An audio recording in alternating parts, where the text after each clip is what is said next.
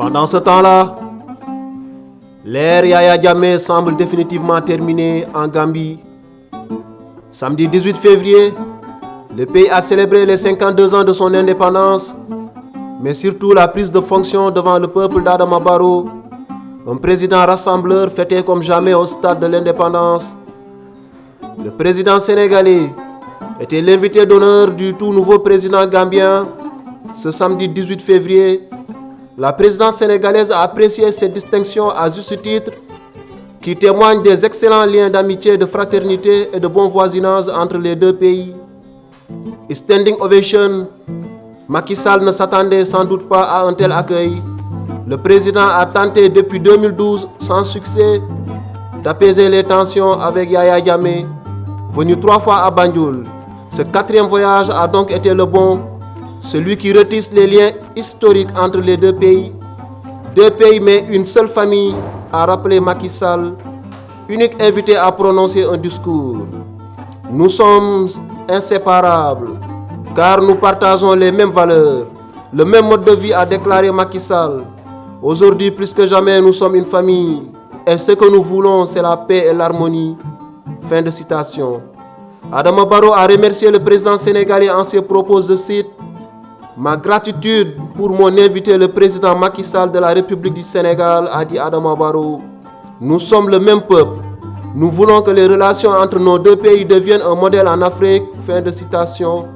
Premier objectif affiché par les présidents Sall et Barrow, relancer au plus vite le projet de pont entre les deux États, un projet qui a pour nom le pont Sénégambia. Pendant ce temps-là, le député maire de Sacré-Cœur, Mermoz, écope de 2 ans de prison, dont 6 mois ferme, condamné pour délit de coups mortels, coups et blessures volontaires et détention illégale d'armes. C'était en 2011. La mairie avait été attaquée par des hommes du Parti démocratique sénégalais. Alors au pouvoir, l'un des assaillants, Ndiaga Diouf, avait été tué par balle. Le parquet et les avocats de Barthélémy Diaz ont fait appel. Le tribunal de Dakar prononce un verdict d'apaisement, affirme ce matin Walfadjri. Certes, explique le quotidien sénégalais, Barthélémy Diaz et consorts ont été reconnus coupables du meurtre de Ndiaga Diouf. Mais ils ne vont pas retourner en prison puisqu'ayant déjà purgé leur peine en détention provisoire. Quant aux nervis du PDS, Azoud Walf, ils ont été déclarés coupables pour rassemblement illicite et condamnés. Le père du principal condamné, Jean-Paul Diaz, dit, dans les colonnes de Walfadjri toujours, avoir appris ce verdict avec beaucoup de déception et une honte pour la justice sénégalaise. Cette décision a pour but de rendre Barthélémy Diaz inéligible aux prochaines élections, sous-entendu les législatives de juin prochain. Barthélémy Diaz peut dire adieu à son ambition de briguer un second mandat pour la prochaine législature, s'exclame la Tribune dans son billet du jour. Une affirmation qui fait l'objet d'un débat juridique dans la presse dakaroise. Walf affirmant au contraire que le député socialiste dissident de la majorité conserve ses droits civiques et politiques. Quoi qu'il en soit, le fait d'éliminer Diaz Fils dans cette compétition ne l'empêchera pas de flinguer le régime, comme à son habitude, prévient la Tribune. Comme une bête blessée, il usera de tous les moyens pour donner du fil à retordre au pouvoir. Bart, comme le surnomme le journaliste, menace: je ferai des révélations sous peu. On ne peut plus accepter que des hommes politiques incapables de satisfaire les demandes des populations trouvent des moyens antidémocratiques, illégaux, aux antipodes d'une république qui se respecte pour liquider des adversaires politiques, martèle Barthélémy Diaz. Selon lui, derrière lui, d'autres personnalités seraient visées. On veut rendre Cheikh Bamba Fall inéligible. Et les jours à venir, vous entendrez un débat sur Khalifa Sall, conclut-il. Pendant ce temps-là, au Sénégal, Khalifa Sall, le maire de Dakar, accuse le président de la République de faire pression sur lui à des fins politiques. Sa municipalité est sous le coup d'une enquête de l'inspection générale de l'État. Pour le gouvernement, cette polémique n'a pas lieu d'être, arguant que Dakar n'est pas la seule mairie visée par ces contrôles.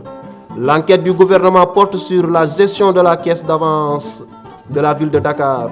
Cette caisse est un fonds public géré de manière dérogatoire par les municipalités. Côté gouvernement, aucun lien entre ce contrôle et de quelque règlement politique que ce soit. Selon Seydou Gueye, le porte-parole du gouvernement, l'inspection générale de l'État, en charge du contrôle de la gestion de ces fonds, ne se focalise pas sur la mairie de Dakar, mais inspecte aussi d'autres mairies. Pendant ce temps-là, le Sénégal a appelé vendredi ces pêcheurs, n'étant pas à règle en Mauritanie, à ne plus pêcher dans les eaux de ce pays voisin pour éviter des incidents. Après l'entrée en vigueur d'une nouvelle réglementation mauritanienne concernant les pêcheurs étrangers, nous demandons à nos pêcheurs qui ne sont pas en règle de ne plus pêcher dans les eaux mauritaniennes, a affirmé vendredi à l'AFP le ministre sénégalais de la pêche Oumar Gueye en visite jeudi et vendredi dans la capitale mauritanienne Nouakchott. Cet appel a lieu après un récent incident maritime au cours duquel des gardes-côtes mauritaniens ont tiré sur des pêcheurs sénégalais en blessant certains. Dakar et Nouakchott se sont également entendus pour des patrouilles mixtes sur leurs frontières maritimes pour faire respecter les réglementations et prévenir d'éventuels incidents selon les autorités.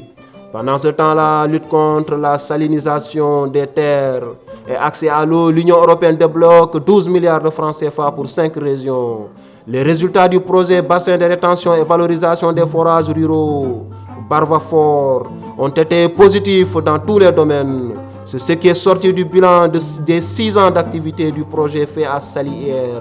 Selon le représentant de la coopération technique belge, le Barvafort a permis d'obtenir un autre projet, le Parerba, financé par l'Union européenne à hauteur de 18 millions d'euros, soit un peu plus de 12 milliards de francs CFA pour renforcer les acquis. Pendant ce temps-là, le ministre de l'Éducation nationale a décerné une bonne note à l'état d'avancement des travaux des chantiers de son département. Dans la région de Saint-Louis, les chefs d'entreprise ont promis de livrer les blocs scientifiques dans moins de 6 mois.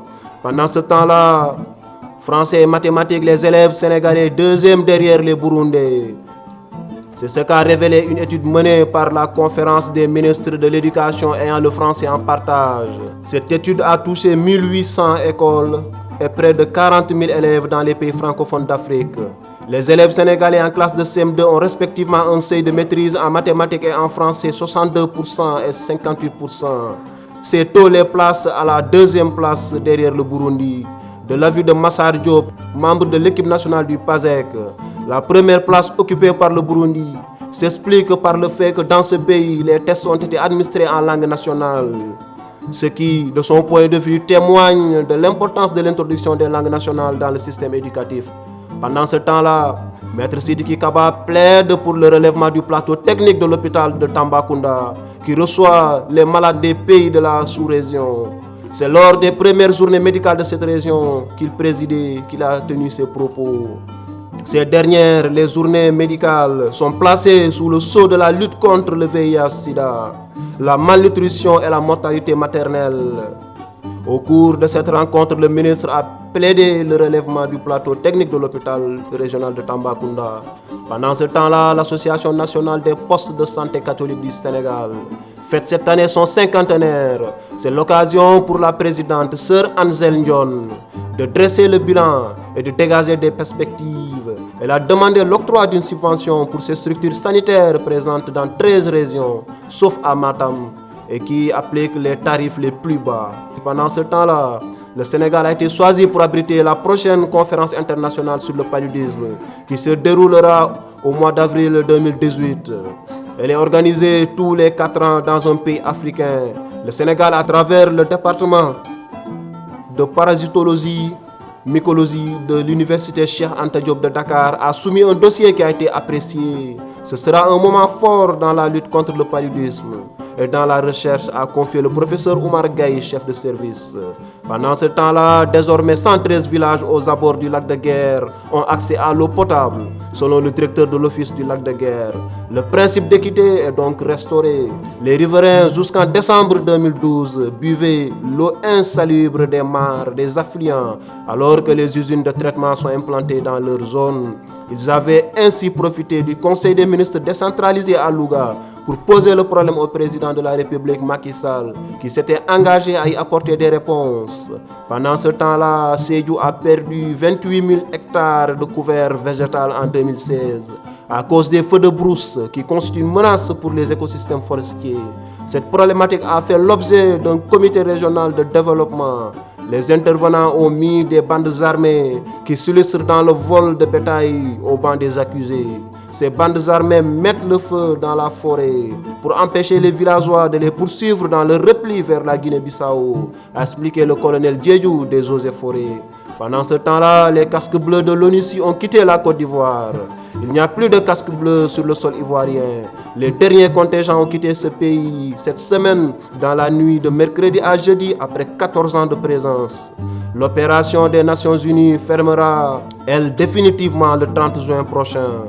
Un départ qui marque un retour durable de la stabilité et de la paix en Côte d'Ivoire selon l'ONU, même si les défis sécuritaires restent importants. Pendant ce temps-là, plusieurs centaines de migrants ont réussi à entrer dans cette enclave espagnole au Maroc. Des centaines de personnes ont franchi ce vendredi la barrière entourant la ville. Elles ont été prises en charge par la Croix-Rouge. Les secouristes s'occupent actuellement de 400 personnes dans le centre de rétention de Ceuta. 5 ambulances ont été mobilisées pour s'occuper des blessés. Le passage est très périlleux. La mer entre le Maroc et cette petite enclave espagnole est marquée par une double barrière sur 8 km. Un mur et des barbelés de 6 mètres de haut. Il faut aussi échapper aux matraques et aux balles en caoutchouc tirées par les forces de l'ordre espagnoles. Un bon nombre de migrants y ont laissé des morceaux de vêtements ou s'y se sont écorchés la peau. Mais cela n'a pas entamé l'immense joie d'être enfin en Europe. Sur les premières images d'un journal local, on voit des jeunes gens, tous des hommes, danser dans la rue et hurler le mot liberté. Tous peuvent maintenant déposer une demande d'asile. Pendant ce temps-là, au Sénégal, il est désormais possible de se balader virtuellement à Dakar, la capitale, mais aussi dans les grandes villes du pays. Depuis son ordinateur, sa tablette ou son smartphone, l'internaute peut découvrir les plages de la capitale, la langue de Barbarie à Saint-Louis, les allées arborées de Thiès ou encore voir la grande mosquée de Touba. Cela est possible via le système Google Street View, disponible au Sénégal depuis la semaine dernière. Le Sénégal est le premier pays d'Afrique de l'Ouest francophone à disposer de cette technologie, sans doute parce que c'est à Dakar que Google a installé son bureau pour la région. Google dit mettre des flous sur les images et les plaques d'immatriculation, mais l'on s'aperçoit en se baladant virtuellement que ce n'est pas toujours le cas. Beaucoup critiquent d'ailleurs ce système comme étant une atteinte à la vie privée et aux données personnelles. Pendant ce temps-là, l'équipe nationale sénégalaise de football U20 a disposé ce samedi 18 février de la Gambie sur le score de 2-1 grâce à des réalisations de Crépin Diatta et Ibrahima Niane pour le Sénégal et Salomo Kamfor pour la Gambie. Dernier match de préparation et dernière victoire avant le démarrage de la CAN U20 en Zambie dans une semaine. Les Lionceaux de Joseph Koto, qui ont reçu ce 19 février le drapeau des mains du ministre des Sports, se fixent comme objectif d'atteindre les demi-finales de la compétition. Pendant ce temps-là, présenté par la Fédération sud-africaine comme un des candidats au poste de sélectionneur des Bafana Bafana, Hugo Bros se défend d'avoir l'intention de quitter le Cameroun. L'entraîneur belge, récent vainqueur de la Coupe d'Afrique des Nations, se réserve toutefois la liberté d'écouter les propositions d'autres équipes si elles sont formulées de manière officielle. Pendant ce temps-là, le temps passe et s'écoule.